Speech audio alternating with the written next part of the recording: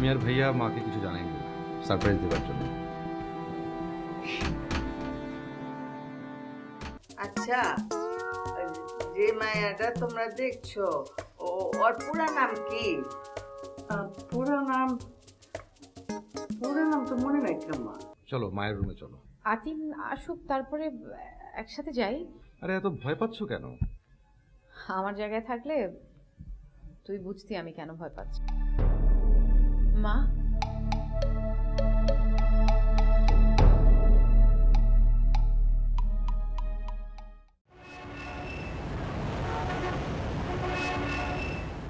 আরে আমার কিছুই করতে হয় নাই, সব করেছে আল্লাহ। বিষয়টা একটু খুলে বল না। আরে আমাদের অফিসের রিসেপশনিস্ট মেয়েটা আছে না, সে যে শুধু আমার আইডিয়া চুরি করেছে তা না, আমাদের অফিসের এক ক্রিয়েটিভকে মারার জন্য গুন্ডাও ভাড়া করেছিল। ও মাই গড! তারপর সে গুন্ডা ভাড়া করার দায় আরেকজন ক্রিয়েটিভের উপর দিয়েছে। এটা তুমি কি বলতেছো? তারপর দুই কলিগের মধ্যে চরম দ্বন্দ্ব লাগিয়ে সে মজা নিচ্ছিল। তারপর ধরা পড়লো কি করে? ধরা যে কি ধরা, সেই দৃশ্য যদি তুই দেখতি, তুই যদি তখন থাকতে, ওর চেহারা দেখলে হাসতে হাসতে মরে যেতি। আপু, ধরা পড়লো কি করে সেটা বলো না। আমার কথা মতো আতিন ভাই পুলিশের হেল্প নিয়ে ওই গুন্ডাকে অফিসে হাজির করলো। আতিন? আতিন কে? ওই যে আমাদের বাসায় এসেছিল, চা খেলো। আরে ওটা তো হাসান ভাই, আতিন ভাই আমাদের বাসায় আসেনি। ওই দুইজনের মধ্যে দ্বন্দ্ব লাগিয়েছিল কুটনি বুড়ি। ওই যে মানে তোমার রিসেপশনিস্ট, তাই তো? হ্যাঁ, তারপর মাস্তান সবকিছু স্বীকার করলো। আতিন ভাই আর হাসান ভাইয়ের মধ্যে দ্বন্দ্ব শেষ হলো, আর চাকরি গেল কুটনি বুড়ি। ভালো হয়েছে ওই কুটনিটা গেছে। এখন তুমি শান্তিতে চাকরিটা করতে পারবা। একদম।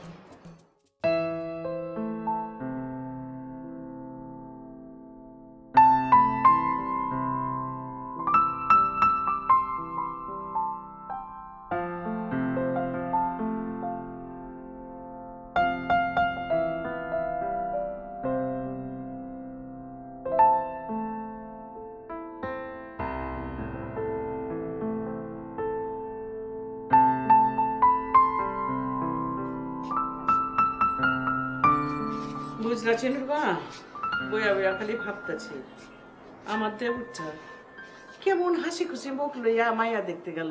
ওর মুখটা একবার ঝলমল করতেছিল, আর কেমন মুখটা কালা করে বাড়ি ফিরল। মাইয়াটা আমার দেবরটারে পছন্দ করলো না। আমি মেলা অভিশাপ দিচ্ছি, এখনো বি মনে মনে দিতেছি, আপনি কি অভিশাপ দেন? শকুনের দোয়াই গরু মরে না গো।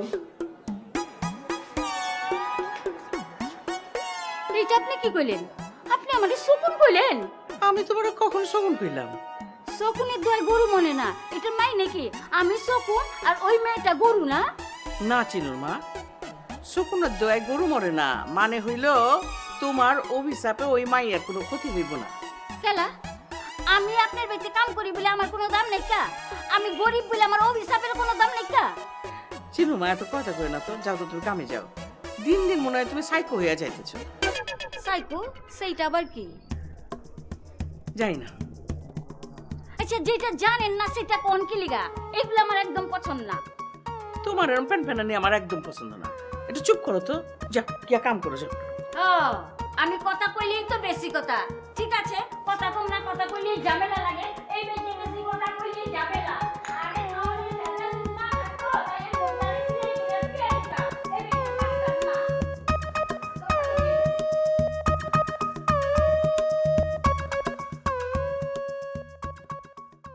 ওই হাসান ভাই আর আতিন ভাইয়ের সমস্যা শুরু হয়েছিল তোকে নিয়ে। হ্যাঁ, কে জয় করতে পারবে বিউটির মন, সেইটা নিয়ে শুরু হয়েছে দুইজনের মধ্যে লড়াই। আপু, তুই না অনেক লাকি। আই মিন হাসান ভাইকে তো দেখেছি, স্মার্ট আছে। আর আতিফ ভাই দেখতে কেমন? উনিও দেখতে সুন্দর। আচ্ছা, এই দুজনের মধ্যে যদি একজনকে বেছে নিতে হয়, তুই কাকে পিক করবি? হাসান ভাইকে বেছে নিতাম না। কেন? ওই যে তোমার আইডিয়া চুরি করে ওই রিসেপশনিস্টকে দিছে, তাই না? এর জন্য? সেটাও একটা কারণ। আরেকটা কারণ কি? কোথায় যে তাকে কেন যেন আমার ফেক মনে হয় সবকিছুর মধ্যে ওনার একটা ফেক ব্যাপার আছে। আর আতিন ভাই? উনি কিছুটা রোবটিক। রোবটিক? এক্সাম্পল দাও তো। মানে সে হচ্ছে কাজ ছাড়া কিছু বোঝে না, তাকে যদি কেউ কোনো কাজ দেয় সে শুধু সেটা নিয়েই থাকে। আর আর উনি মিথ্যা কথা বলে না। ও মানে সে হলো সরল রেখা। হ্যাঁ। কিন্তু মেয়েরা তো সরল রেখা পছন্দ করে না, করে বক্ররেখা। না, মেয়েরা সরল নয়, একটু ইনোসেন্ট ব্যাপারটা পছন্দ করে, সাথে একটু শেয়ারিং, কেয়ারিং আর একটু চার্মিং। একদম ঠিক বলেছো। তার মানে আতিন ভাই চার্মিং না? অতটা না, তবে তবে কি? অফিসে আছে একজন চার্মিং পার্সোনালিটির মানুষ। কেউ নি? বস। তোমার অঞ্জন স্যার? হ্যাঁ। তাকে না আমার একটু লুইস টাইপের মনে হয়েছে। প্রথমে দেখতে আমারও মনে হচ্ছিল জানিস। আচ্ছা তাহলে এখন এখন তোর কি মনে হয়? আসলে উনি যেটা দেখা যায় সেটা না, আর উনি যেটা সেটা দেখায় না। মানে কি? ইন্টারেস্টিং। বিবাহিত? জানি না, তার সম্পর্কে খুব একটা জানা হয়নি। তো তোর ভালো লেগেছে ওনাকে? ভালো লেগেছে কিনা জানি না, ইন্টারেস্টিং লেগেছে। বুঝছি। কি বুঝছিস? মানে বেছে নেওয়ার মতো কেউ নাই। সত্যি বলতে কি,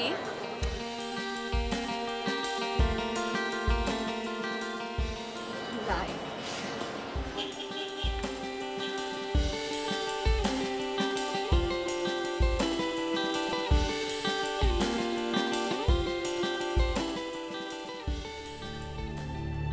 আজ আমার জীবনের সেরা একটা দিন জানিস। এ বাড়ি ছেড়ে চলে যাবার পর এরকম দিন আর কখনো আসেনি। আজ আমার ভাইদের সাথে দেখা হয়েছে, আবার মার সাথে দেখা হয়েছে। আমি ওখানে যখন থাকি মার কণ্ঠটা শোনার জন্য আমার কেমন যে লাগে জানিস, আমি ঠিক তোদেরকে বোঝাতে পারবো না। মা আদর করে কথা বলুক আর রেগে কথা বলুক, মার কণ্ঠটা না সব সময়ই অনেক মধুর।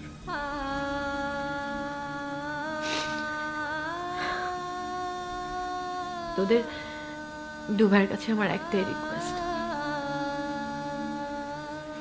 আমাকে নিয়ে তোর আর মার কাছে কিছু বলিস না।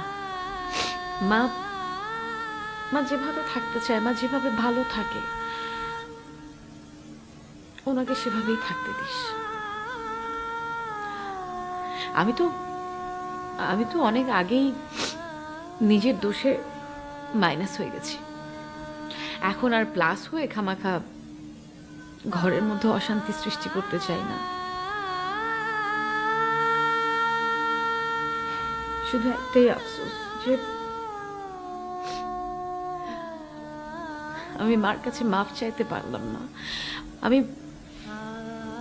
মাকে জড়িয়ে ধরে বলতে পারলাম না যে মা আমাকে ক্ষমা করে দাও প্লিজ।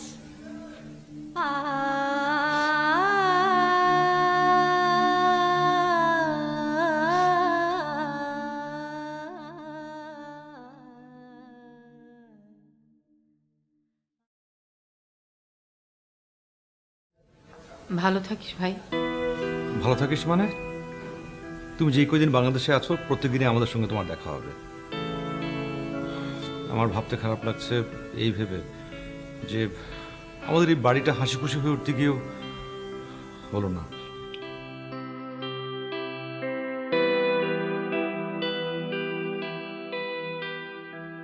আজিজ, জি ভাইয়া,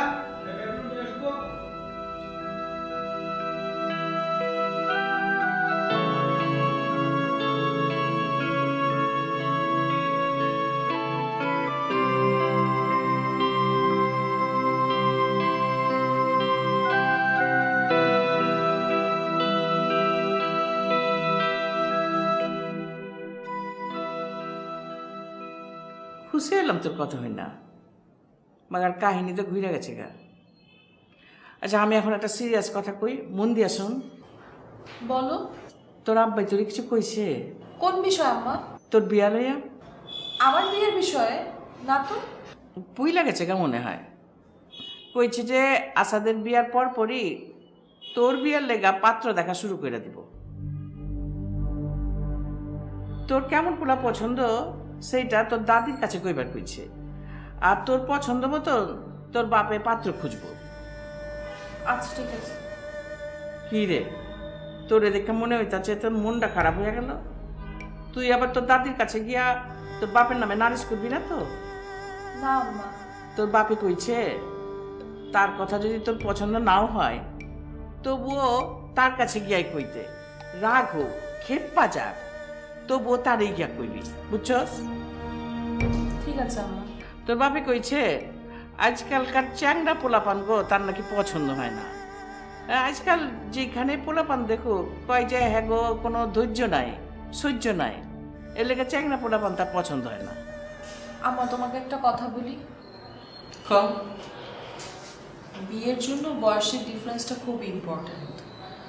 আর 10 বছরের বেশি ডিফারেন্স হলে আমার কি মনে হয় সেখানে মনের মিল থাকে না।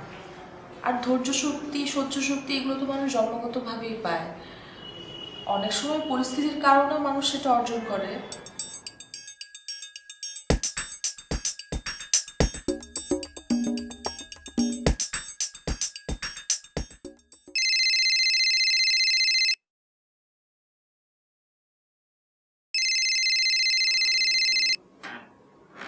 হ্যালো, কি মিয়া, হ্যাঁ কি পাইছেন? আপনি কিন্তু আজও আমারে 7 বার মিস কল দিছেন। আমি মিস কল দিয়েছি? এই তাহলে কি আমি আমার নিজেরে মিস কল দিছি আমার নিজের মোবাইল দিয়ে? এটা কি সম্ভব? আমি আপনাকে কোনো মিস কল দেইনি। আপনি যদি আমাকে মিস কল না দিয়ে থাকেন তাহলে আপনার নাম্বার আমার মোবাইলে আসলো কি করে? আরে সেটা আমি কি করে জানবো কোথা থেকে আসলো নাম্বার? আমি এতটুকুই জানি যে আমি মিস কল দেই নাই। ও তার মানে আমি মিথ্যে বলতেছি তাই না? আপনার এত বড় সাহস, আপনি আমাকে মিথ্যুক বলতেছেন? আমি পুলিশের কাছে কমপ্লেইন করব।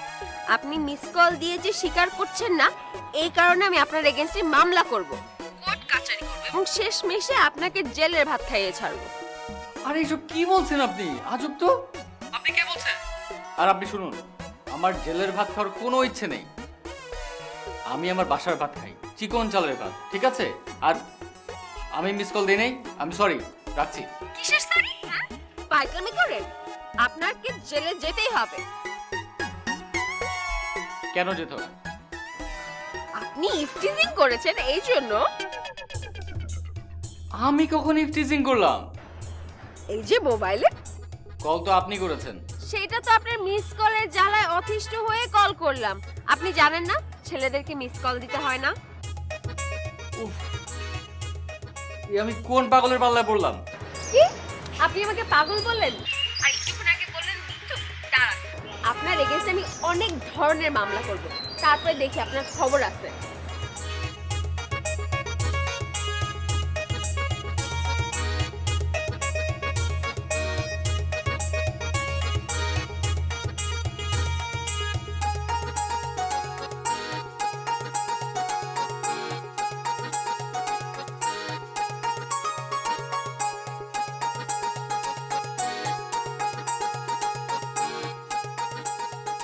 হ্যালো মিলন, তুই একটু আমার বাসায় আসতে পারবি?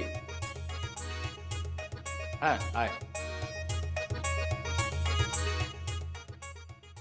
আমাদের দাদিজান এবং তুমি জন্মগতভাবেই তোমরা ধৈর্যশীল সহ্যশীল। কোনো একটা বিষয় দেখে তোমরা হুট করেই রিয়্যাক্ট করো না, তোমরা বিষয়টা শুনো জানো তারপর সবাইকে বুঝিয়ে বলো। এটা কিন্তু তোমরা জীবনের শুরু থেকেই করে এসেছো, যখন তোমরা ইয়াং ছিলে তখন। ও তার মানে তুই কইবা চাইতেছস যে চ্যাংরা পোলাপান হক বলতে এক না, এই তো? আমার তাই মনে হয় মা। ধরো আমার চেয়ে আমার হাজবেন্ডের বয়স ডাবল, হঠাৎ করে আমার বৃষ্টিতে ভিজতে ইচ্ছা করছে, কিন্তু সে আমাকে দিবে না। সে ভাববে আমার জ্বর হবে, সর্দি লাগবে, আমি অসুস্থ হয়ে পড়বো। হ্যাঁ, তুই যা কইছস সেটা তো আমার ঠিকই মনে হইতেছে, আমি তো ভুল কিছু দেখতাছি না। কিন্তু বয়সটা যদি কাছাকাছি হতো তাহলে তো সে হয়তো আমার দেখা দেখি বৃষ্টিতে নেমে যেত, কিছু ভালোবাসার মুহূর্ত তৈরি হতো, কিছু স্মৃতি তৈরি হতো। আর জ্বর সর্দি এগুলো তো থাকেই, গরমেও হয়, বিভিন্ন কারণে হয়। কিন্তু আমরা মিস করলাম কিছু সুন্দর মুহূর্ত, কিছু ভালোবাসার মুহূর্ত, আর এগুলি তো জীবনের আনন্দ। হ, তুই ঠিকই কইছস। এই যে আব্বার খারাপ লাগে, আমরাই কেউ আব্বার নামে নালিশ করি, দাদি আব্বাকে ডাকে, বকা দেয়, কিন্তু দেখবে একটা সময় আসবে যখন নালিশ করার মতো কেউ থাকবে না, শাসন করার মতো কেউ থাকবে না। তখন ভেতর ভেতর আব্বা এই সময়টা খুব মিস করবে। তখন আব্বার মনে হবে এই সময়টাই সবচেয়ে সুন্দর ছিল। ইস, কেউ যদি থাকতো নালিশ করার মতো, কেউ যদি থাকতো শাসন করার মতো। আম্মা, তুমি আব্বাকে বুঝিয়ে বলো, আমার মনে হয় আব্বা বুঝবে। আর তুমি তো বলতে পড়াশোনা কর, পড়াশোনা করলে দুনিয়া চিনতে পারবি, সামনে এগোতে পারবি। মা, আমি এখন গ্রাজুয়েশন শেষ করেছি, একটা ভালো জব করছি।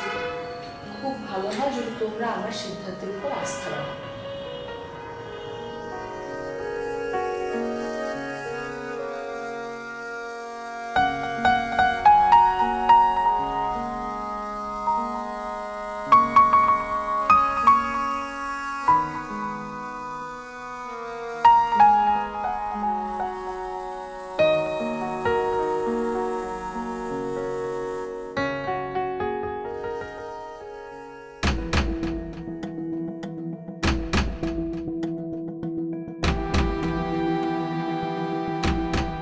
তুমি যার কারণে মনে করছো যে তুমি তোমার স্বামীকে হারিয়েছো, সে একই মানুষের জন্য কিন্তু আমরা আমাদের বাবাকেও হারিয়েছি।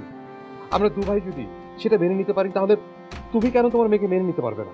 তোমরা আমি না, আমি তোমরা না। তুমি জোর করে তোমার ইমোশন, তোমার বিচার আমার উপর চাপিয়ে দিচ্ছ। কেন? জিনিসটা আমি পছন্দ করছি না। দেখো, আমি বিরক্ত হই, তাই আমি তোমার সামনে পড়তে চাই না।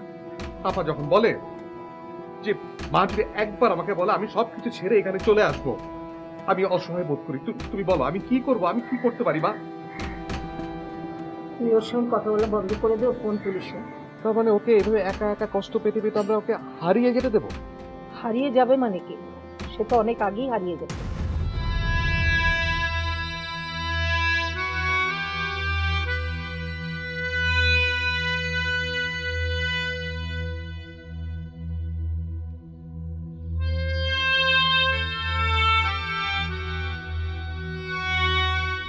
মা,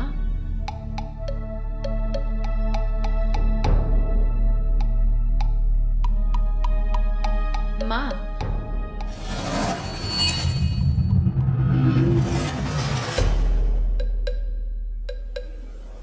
রাতিন ওই বাড়িতে এসেছে কেন? মা তোমার সাথে দেখা করতে এসছে। দেখা তো হয়েছে, এবার যেতে বল।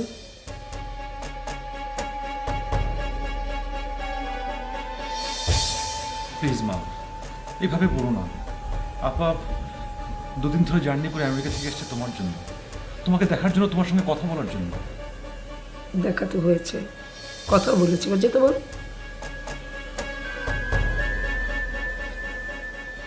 মা প্লিজ, এতটা রুট হন না।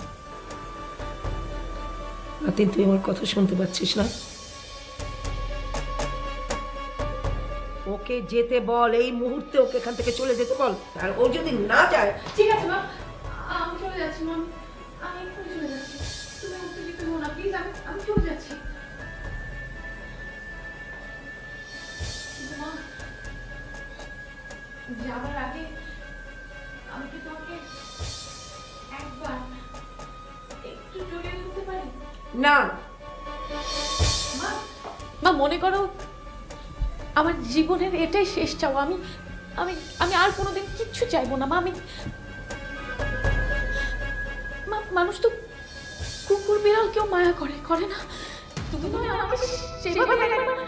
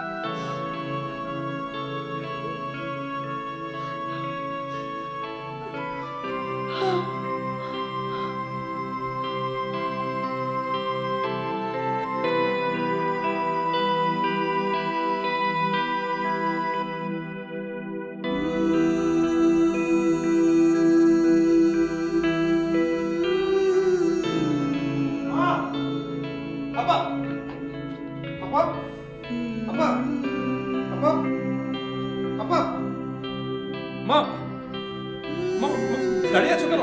পানি নিয়ে আসো। আপা আপা আপা আজিজ আজিজ আপা আপা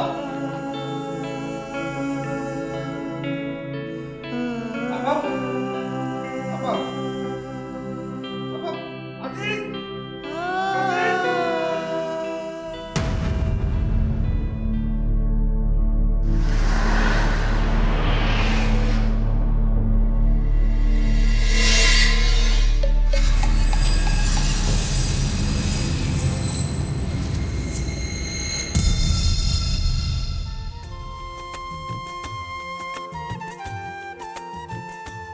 আচ্ছা লিপি, তুই কি রে? তুই কেন মাস্তানকে থাপ্পড় মারতে গেলি? ওকে দেখে না আমার মাথা রক্ত উঠে গিয়েছিল, নিজেকে কন্ট্রোল করতে পারিনি। তুমি এত ভয় পাচ্ছ কেন মা? ইয়ার মায়া দেহনের পর যেমনি রিজেক্ট হইতে হয় তেমনি রিজেক্টও করতে হয়, এটাই তো। আর এতে ভাই ভেঙে পড়ার কিন্তু কিছুই নাই। ও আচ্ছা বুঝছি, এমন করে আগায় যেতে হইব, তাই তো? আমি আজকে রাতে শুধু, কাল সকালে উঠে আমি হোটেলে চলে যাব। ওর চোখের দিকে তাকা। গ্লাসও দেখি না, বলো দেবো না।